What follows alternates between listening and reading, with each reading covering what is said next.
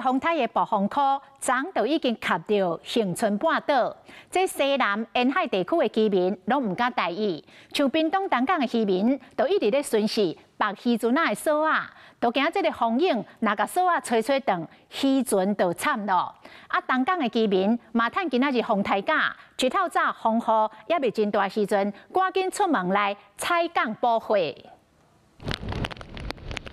今日风台3度2，一日瓦近屏东东港早起海岸边已经是一波一波的长影。唔闹风台要来，阁拄到大漏水，到满潮的时，海水呢淹去到大路，挖大圳地势较低所在，未曾落雨，土骹就已经开始积水啊，造成几台轿车拢浸水。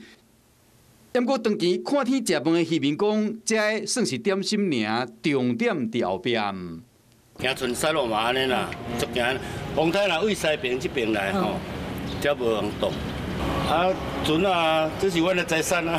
行若多有锁啊断也是安怎样，足危险。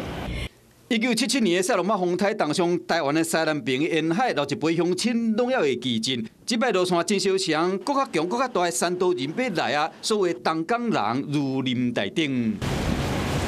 渔民将这渔船保护好，放风台假的人做伙加入风台大作战。